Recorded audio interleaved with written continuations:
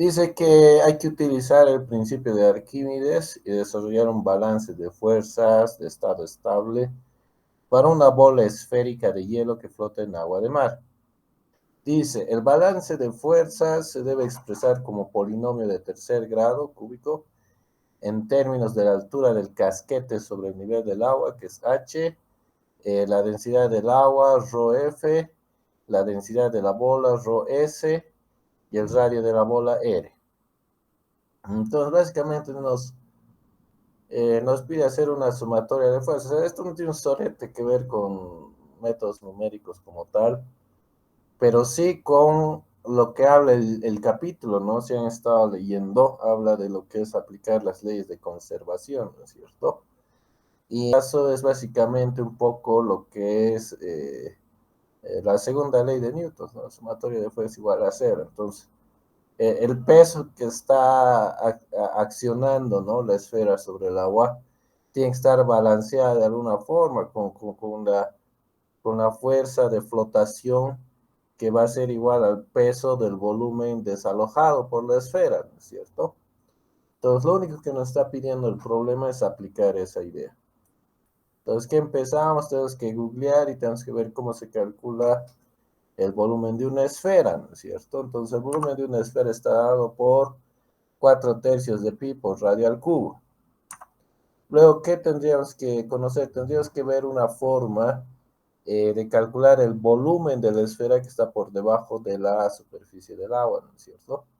También googleas volumen de una porción de esfera y te va a salir pues esta fórmula, ¿no es cierto? Donde H es la porción de la esfera que está por debajo de algún eje de referencia. En nuestro caso es por debajo de la superficie del agua del mar, ¿no? Entonces, con estos dos, ¿qué es lo que tenemos? Podemos escribir el volumen de la esfera por debajo de la superficie del agua, que va a ser el volumen total de la esfera menos el volumen que está por abajo, ¿no? Perdón, este es el volumen que está por encima de la superficie del agua, ¿no? Entonces, esto menos esto me va a dar el volumen que está por debajo de la superficie del agua. Es la resta, ¿no? Entonces, luego aplicamos a Arquímedes. Arquímedes básicamente decir que la fuerza que está hacia abajo tiene que estar balanceada por una fuerza arriba de empuje que es igual al peso del volumen desalojado. O sea, va a ser el peso de este volumen, ¿no es cierto? Entonces tenemos el peso de la fuerza hacia abajo es el peso de la esfera total, que es este volumen por la densidad de la esfera por la gravedad, ¿no? Todo esto es el peso de la esfera total. Luego tenemos el volumen que está por debajo de la superficie del agua, que es esta expresión de aquí, multiplicada por la gravedad y por la densidad de la esfera. Esta expresión es lo que me da lo que es el peso del volumen desalojado, ¿no es cierto? Que es la fuerza boyante que está apuntando hacia arriba. Entonces, ¿qué nos dice la segunda ley de Newton? Que estas fuerzas se balancean, por tanto es igual a cero, ¿no es cierto? Aquí hacemos un poquito de álgebra, ¿no?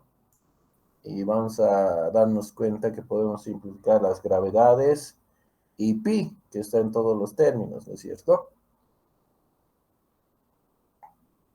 Luego, ¿qué tenemos que hacer? Tenemos que agarrar, desarrollar, multiplicar, agrupar y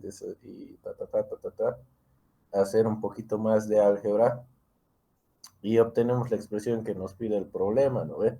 El problema nos pide que sea una función cúbica de la porción de la esfera que está por debajo de la superficie del agua. Entonces aquí tenemos, ¿no? H cubo, H cuadrado y bueno, ya es una expresión cúbica, que es lo que nos pedía el problema, ¿no es cierto? Entonces, como ven, esto era simplemente aplicar segunda ley de Newton, calcular volúmenes y darnos cuenta que la sumatoria tiene que ser igual a cero, ¿no? Y listo. Eh, igual que ayer me vas a enviar me va a enviar un correo, les voy a enviar esto para que revisen, ¿no? Para ver si no me equivocado en el álgebra, ¿no? Pero en general tendría que ser esto. Y la misma idea es en el problema 26. El problema 26 que nos dice, además de su aplicación en fluidos, el principio de Arquímedes ha resultado útil en la geología cuando se aplica a los sólidos en la corteza terrestre. La figura siguiente ilustra un caso así, en donde una montaña cónica más ligera de granito, que es este cono cúbico recto que hay aquí, cono circular recto, que está flotando, entre comillas, sobre una capa más densa de basalto, ¿no es cierto? Entonces ahí está la analogía. Este es un cuerpo que en este caso sólido que está flotando, ¿no? Entre el basalto, donde el basalto aquí estaría jugando el rol de un fluido, ¿no es cierto? Como en el caso anterior de la esfera de hielo y el agua de mar. Entonces, ¿qué dice?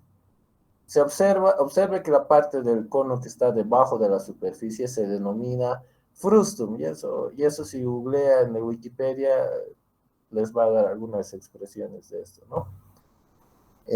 Dice, desarrolla un balance de fuerzas de estado de equilibrio para este caso en términos de los siguientes parámetros: densidad de basalto, densidad de granito, eh, radio de la base del cono, altura por encima de la superficie de la Tierra y por debajo de la superficie de la Tierra.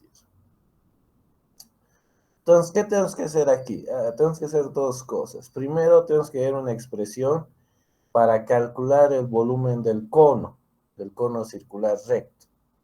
Luego de encontrar la expresión del volumen del cono circular recto, tenemos que encontrar una expresión para calcular el volumen del cono que está por debajo de la superficie del suelo, que está enterrado en el basalto, ¿no?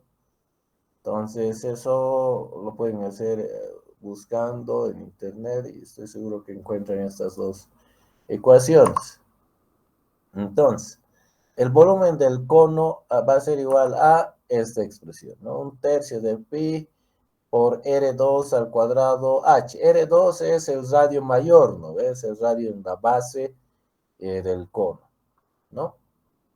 Luego, el volumen del frustum, o sea, de la porción que está debajo del cono, que está debajo de la superficie del gráfico, nos podemos dar cuenta que esta alturita H2 va a ser igual a H menos H1, ¿no ve? Que es lo que ha anotado acá. Entonces, con eso podemos escribir el volumen que está por debajo de la superficie del suelo, que es igual a esta expresión de acá, que está en función del radio menor, que está a la parte superior, ¿no es cierto?, en la superficie, el radio mayor, que está a la base del cono, y la altura total, y el H1, que el H1 es la porción del cono que está por encima de lo que es la superficie, ¿no? En realidad todo esto, si se dan cuenta, es H2. Que en las funciones que busquen en Wikipedia, etcétera, probablemente aparezca con H2, ¿no? Ahora, ¿por qué he hecho ya este cambio de variable? Porque me estoy adelantando. Para su empleo es interesante que se exprese en el menor número de incógnitas posibles. Entonces aquí ya he eliminado una, ya he eliminado R2, ¿verdad? Y bueno, podría haber reemplazado acá también, o acá también, ¿qué es? No, perdón, acá no es.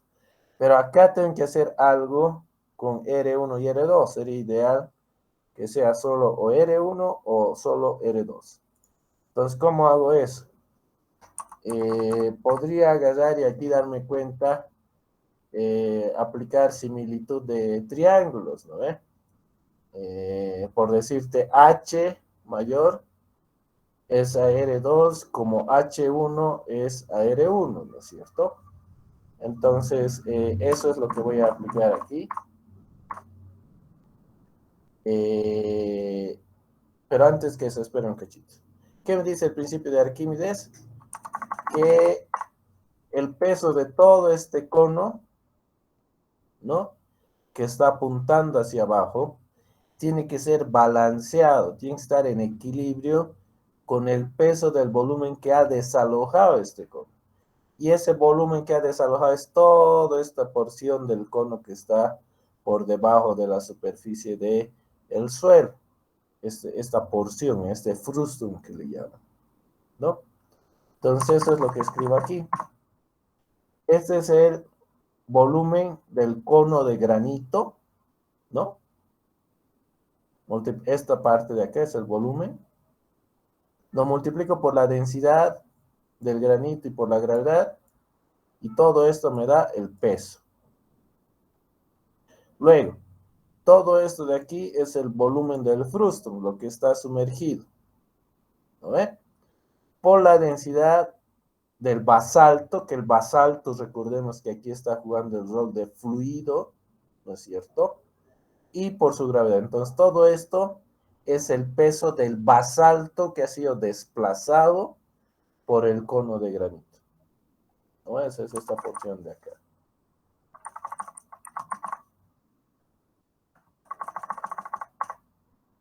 Esta porción de acá. Y el fluido, entre comillas, en el que está sumergido este granito es basalto.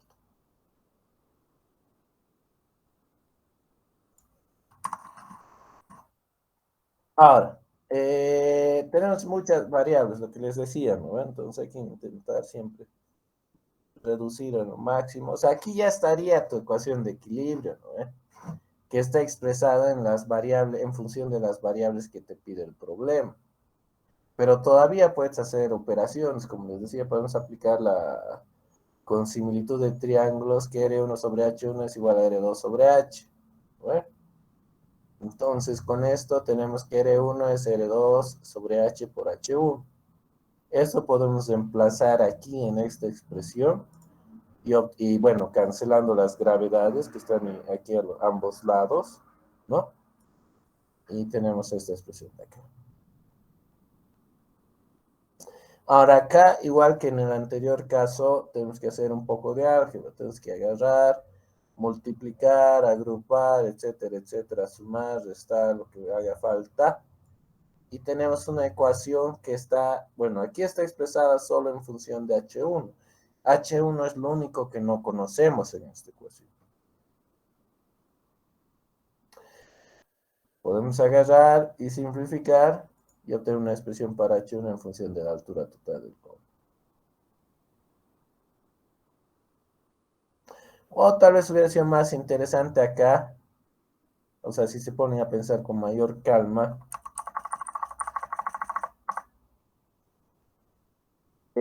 podríamos en realidad calcular H en función de H1, ¿no? Entonces, tal vez en esta última expresión sea más interesante despejar H, que es lo que sería de interés, ¿no? Conocer la profundidad de la montaña de granito. Porque H1 podríamos calcular con topografía, ¿no? Que H1 es la altura de la montañita.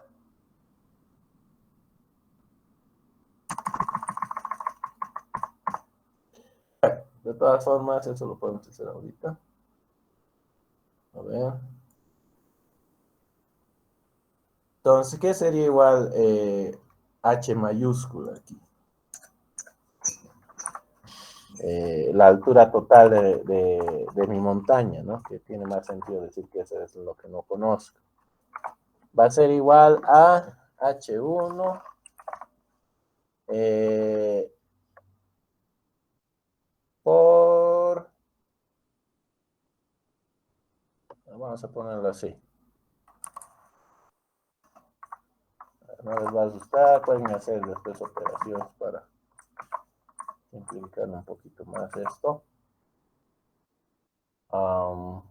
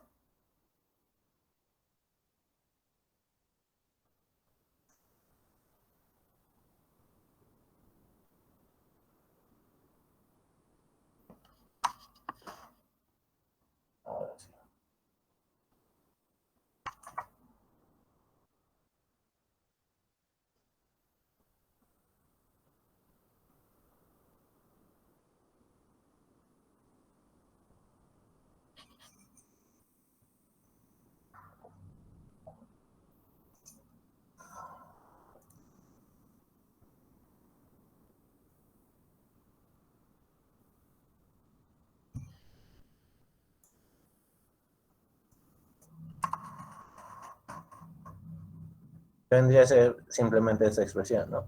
Que en todo caso parece más interesante porque puedes estimar el valor de H1, puedes tener el valor de la densidad del granito y la densidad del basalto, con esos datos estimar la altura total de la montaña. Entonces, ese era el problema. Como ven, es sencillo, o sea, parecía difícil, pero en el fondo es solo aplicar la segunda ley de Newton y acordarse de cómo calcular volúmenes, ¿no? No sé si hay alguna duda de esta parte.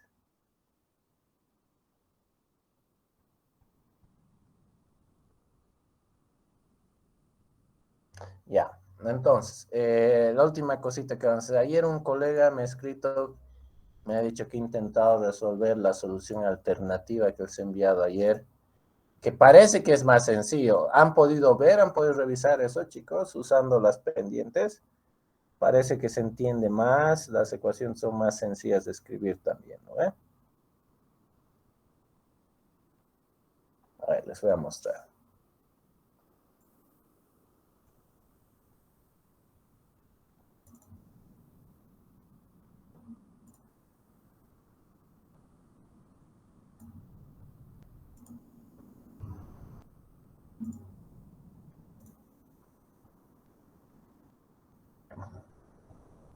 Ayer estábamos resolviendo este problema, ¿no es cierto?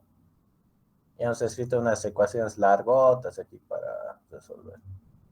Entonces había uno de sus compañeros, bueno, tres de sus compañeros que han estado haciendo como hace el libro. ¿Y qué es lo que hace el libro? El libro lo que está haciendo es lo siguiente. ¿Dónde está nuestro querido PDF?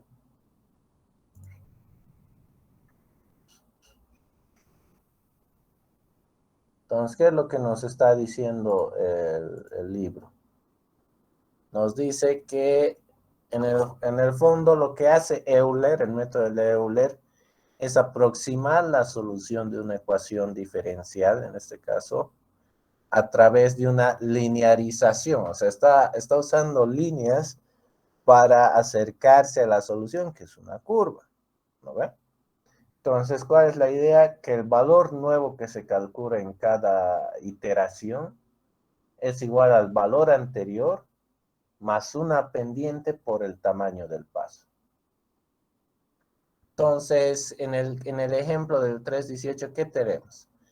Que la pendiente es el dB de t, ¿no? Es igual, que es la aceleración, ¿no? Es igual a la gravedad menos el coeficiente de resistencia dividido entre la masa por la velocidad. Esta ecuación la hemos integrado, ¿no es cierto?, numéricamente para obtener las velocidades en cada paso. Entonces, usando esta misma ecuación puedo obtener la pendiente en el segundo cero, que en este caso es la gravedad al segundo cero. Entonces, ¿cómo hago? Utilizo esta expresión, reemplazando los valores para t igual a cero. Para t igual a cero, ¿qué tengo? Bueno, esto va a ser igual a la gravedad menos c sobre m por la velocidad en cero. Esto va a ser 981, 12,5 entre 981 por 0, porque el problema nos dice que la velocidad al inicio es 0, ¿no es cierto?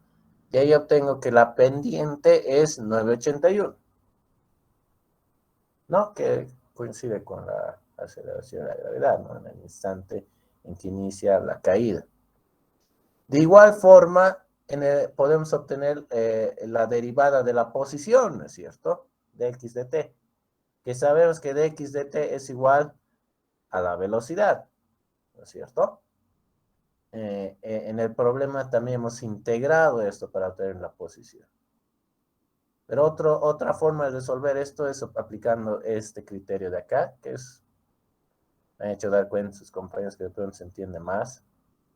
Entonces, y además es más sencillo de escribir en Python, en R, en lo que fuera, ¿no? Entonces, la derivada de x respecto a t va a ser la velocidad en el tiempo t, ¿no? Entonces, para t0, ¿qué tengo? La derivada de la posición en el tiempo 0 es igual a la velocidad en 0, y el dato del problema nos dice que la velocidad al inicio es 0, ¿no? Luego, con estos valores, uso los valores de las pendientes en el segundo cero para calcular los valores al siguiente paso, que en este caso es 2 segundos. Entonces, voy a decir, la velocidad en 2 va a ser la velocidad actual, es decir, de donde estoy iniciando, que es la velocidad en 0, más la pendiente de la velocidad en 0 por el tamaño de paso. Entonces, la velocidad en 0 es 0, la pendiente en 0, aquí hemos calculado, es 981, y el tamaño de paso que estamos utilizando es 2. De tal manera que la velocidad en 2 es 1962. De igual forma, calculo la posición en 2. Es igual a la posición en 0 más la pendiente de la posición en 0, que he calculado aquí, que es 0, ¿no? Por el tamaño de paso. Entonces, la posición inicial es 0. Nos dice el problema, ¿no ve? Más la pendiente en 0. Aquí está, 0. 0 por el tamaño de paso, 0. Luego, para el siguiente paso, ¿qué hago? Calculo la pendiente en 2. Estoy en 2, ¿no es cierto? Entonces, la pendiente de la velocidad en 2 es igual a g menos c sobre m por la velocidad en 2. Eso es 981 menos 12, 5,981 por la velocidad en 2. La velocidad en 2 es 1962. Entonces, aquí tengo 6,2087. De igual forma, estimo la pendiente de x en el segundo 2, que va a ser igual a la velocidad en 2, que es 1962. ¿No ve? Estoy aplicando las formulitas que me da el problema. Entonces, para T4, ¿qué va a ser? La velocidad en 4 va a ser la velocidad al inicio de mi intervalo, que es la velocidad en 2, más la pendiente de la velocidad en 2 por el tamaño de paso. ¿Cuál es la velocidad en 2? Es 1962. ¿Cuál es la pendiente de la velocidad en 2? Es 628. 62087, perdón. Por el tamaño de paso, que en este problema es 2 segundos, 32,0374 metros por segundo. Lo mismo para la posición. La posición en 4 va a ser igual a la posición en 2, más la pendiente de x en 2, que es 1962, por el tamaño de paso. Entonces esto va a ser igual a, la posición en 2 hemos calculado acá, es 0. La pendiente es 1962 y el tamaño de paso es 2, entonces multiplico 39,24. Entonces así sucesivamente aplico. Y aquí está mi formulita Excel que ya les he enviado, ¿no? Y hoy día vamos a ver cómo implementar esto en Octave, ¿ya? Vamos a ver cómo podemos agarrar y, bueno, pues usar esto en Octave, ¿no? No sé si han tenido alguna pregunta, si alguien ha intentado hacer eso por su cuenta en Octave, aparte de, creo que era Jorge el que me explicó. ¿Alguien de aquí ahorita ha intentado hacer esto en Octave, chicos?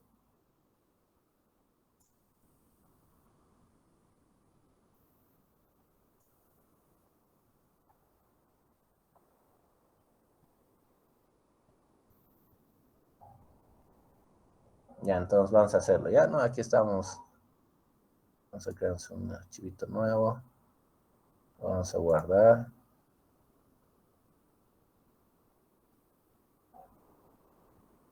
Lo vamos a poner, a ver dónde lo ponemos. Un escritorio, lo vamos a llamar, que se llama Problema 1.18.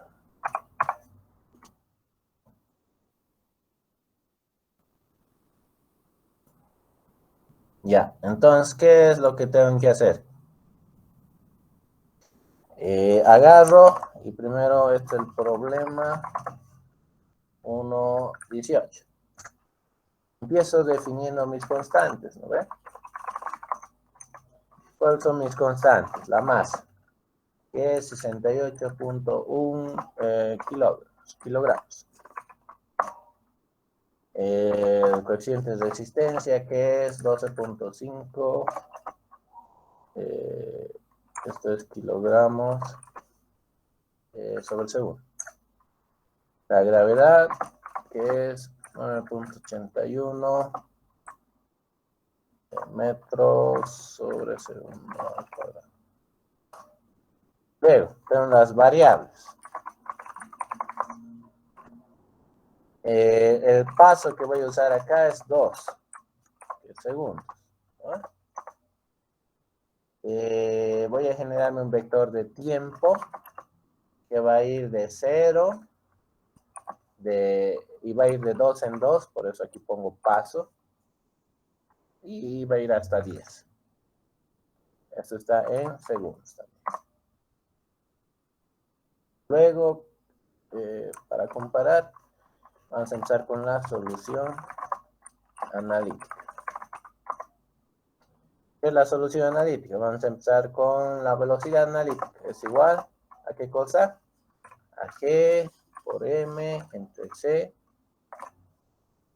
por 1 menos exponente menos C entre M por T.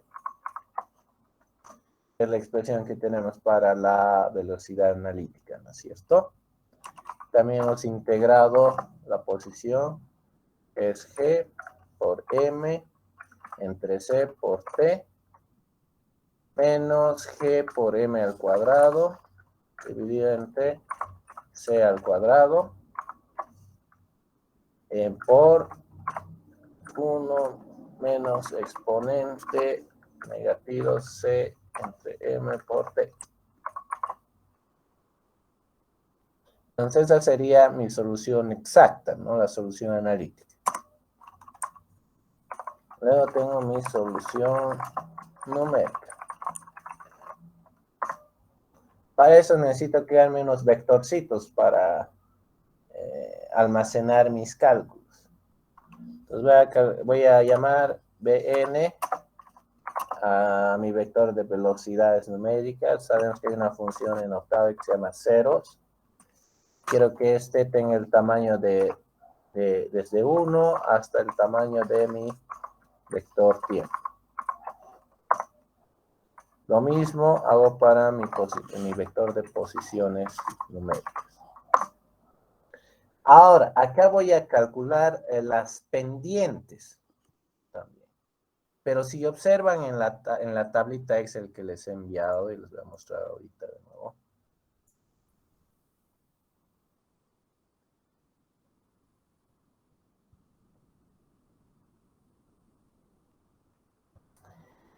El valor de la pendiente actual lo uso para calcular el valor de la velocidad en la posición en el paso siguiente. Entonces, el dB de t en 0 lo uso para calcular 2. El dB de t en 2 lo uso para calcular en 4. El dB de t en 4 lo utilizo para 6. El dB de t en 6 lo uso para calcular en 8. Y el dB de t en 8 lo utilizo para calcular en 10. ¿No es cierto? Entonces, como solo tengo que calcular hasta 10 en este caso, no necesito calcular estos dos valores, porque no voy a calcular para 12. Entonces, por eso, el vectorcito que voy a generar en el octave, para almacenar los valores de mi pendiente, va a tener un número menos, o sea, un espacio menos.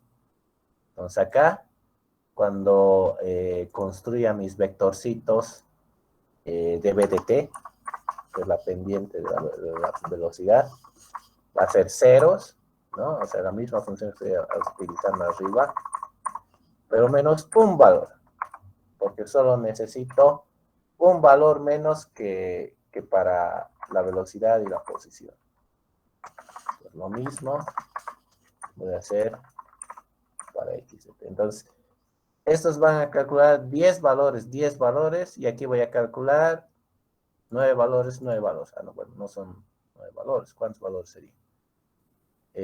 1, 2, 3, 4, 5, 6. Entonces, estos van a ser 6 valores, y estos van a ser 5 valores. ¿Ok? Luego, Entonces ya tengo mis vectores donde voy a ir guardando mis datos. Pues me genero mi bucle, ¿no?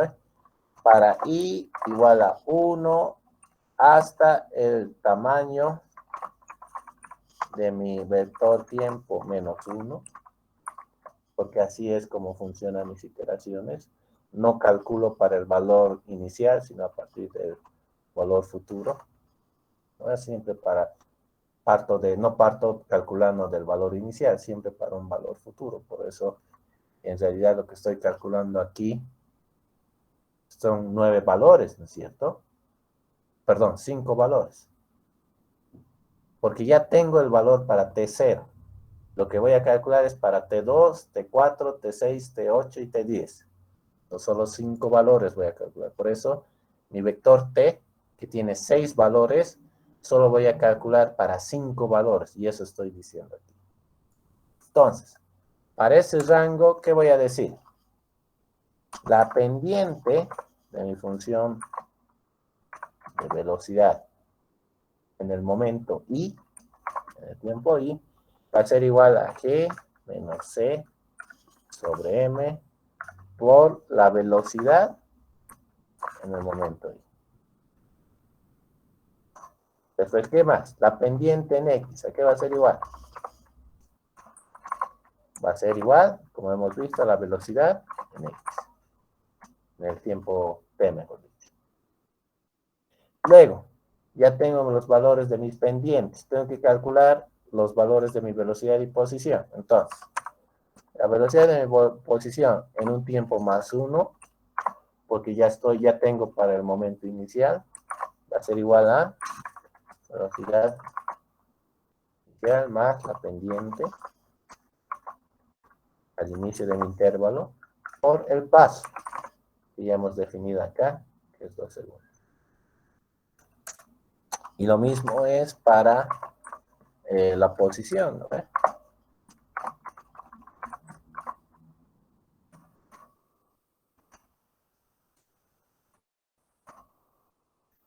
Entonces, yo creo que estoy de acuerdo con sus colegas que me han dicho que así es más corto, más fácil de escribir las ecuaciones y menos chance de equivocarse también.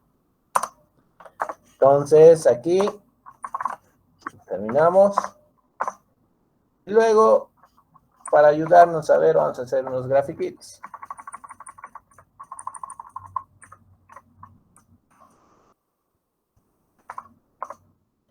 Voy a hacer 2 figuras, ¿ya?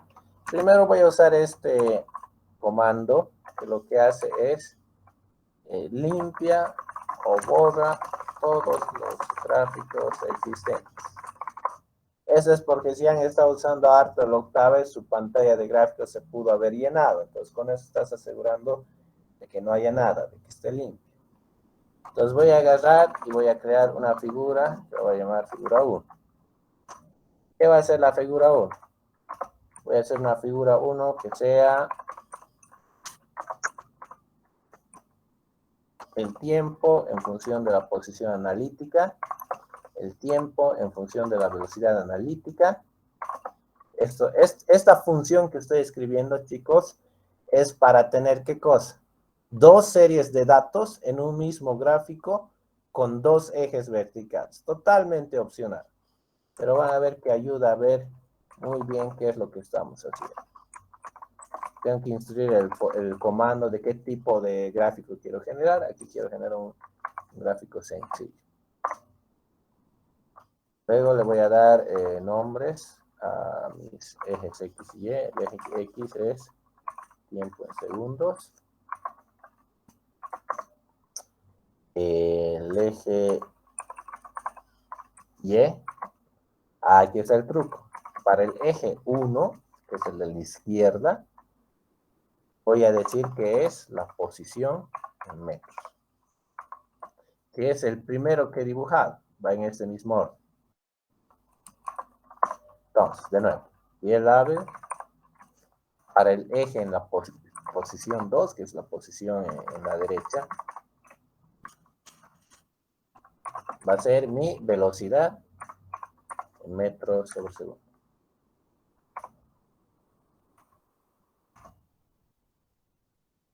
Luego le voy a añadir una leyenda para que sea más cha mi dibujito.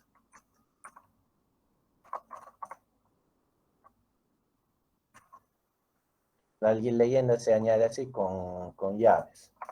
Donde digo, en el orden en el que he dibujado, primero he dibujado la posición analítica, por el método analítico, y luego la velocidad analítica, por el método analítico.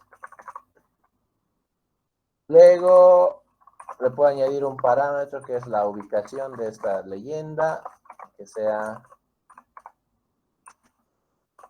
abajo a la derecha, southeast, al sureste.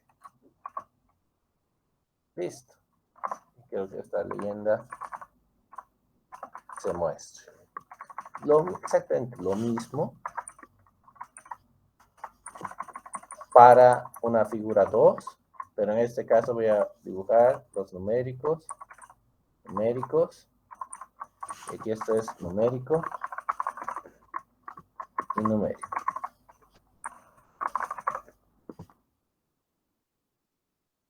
Ahora todas estas tonterías pueden buscar en la ayuda que se llama del Octave. O sea, todas estas, cómo usar estas funciones está ahí, chicos, ¿ya? O sea, no se traumen por esto. Al fin y al cabo, esto es un poco opcional y es para que se ayuden a ver y entender qué es lo que está pasando y qué es lo que están haciendo, para que comparen con lo que hacen en el Excel, etcétera. Entonces, si todo ha ido bien, tendrías que tener dos dibujos. Entonces, esto es lo que tenemos. Ah, pero no están viendo, ¿no? A ver.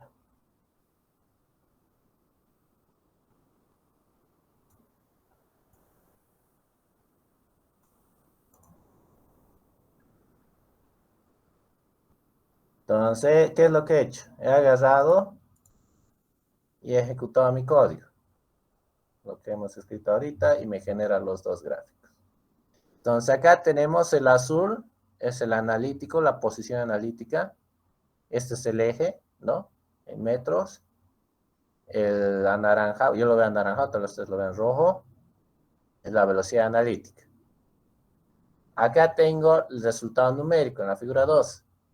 El azul es la posición numérica y el rojo es la velocidad numérica.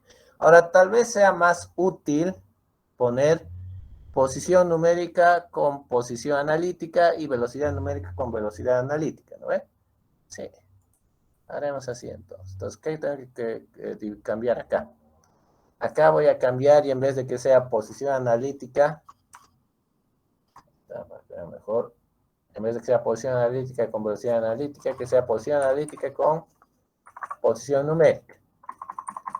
Entonces aquí analítico y este va a ser numérico. ¿Ven? Y aquí que sea velocidad analítica y velocidad numérica. Entonces aquí va a ser analítico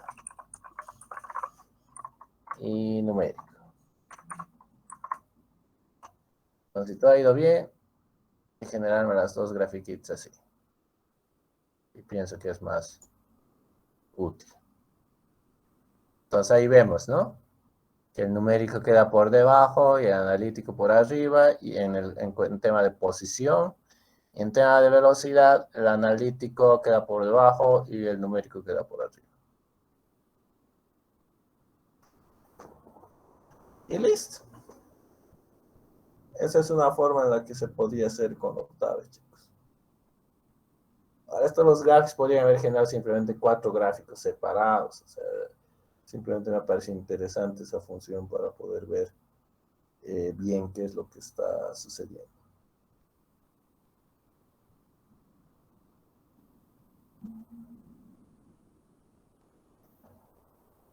Listo. ¿Alguna pregunta de esta parte, jóvenes? Algo que no esté muy claro.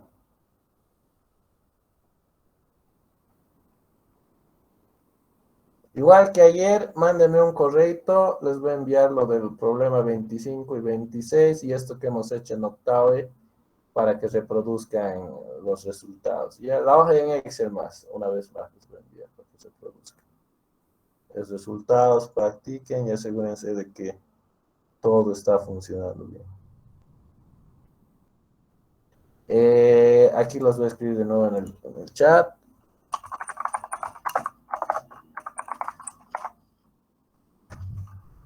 Podría ponerlo en la plataforma también, porque si no han venido hoy día, igual no van a entender viendo eso nomás, pero que sea justo para los que sí atienden. A ese correo, estimado. Ya, ¿alguna pregunta, chicos? Algo que no esté, que está medio raro. Si se dan cuenta, el 25 y el 26 no había que hacer nada numérico, ¿no ve? Solo era aplicar, en este caso, la segunda ley de Newton y el principio de Arquímedes, nada más. Porque el capítulo en sí es de pasar modelos matemáticos en ingeniería, ¿no ve? Y hemos aprovechado un poquito para practicar cómo hacer dibujitos, cómo hacer cálculos en los lenguajes de programación y etcétera, ¿no?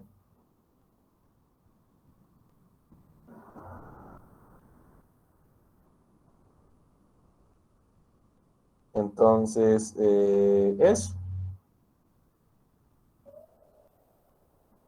¿Alguna pregunta más, chicos?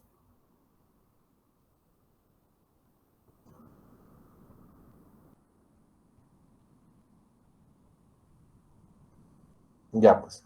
Entonces, espero sus correos, les envíes Tito, practiquen, reproduzcan resultados, entienden qué está pasando. Y el miércoles ya avanzamos con el segundo capítulo. Entonces, esto ya estaría cerrado. Y el viernes hacemos control de la práctica. Así que vayan haciendo, tienen tiempo. ¿Ya? Listo, jóvenes. Tengan buena noche. Continuamos el miércoles. Buenas noches, Cindy.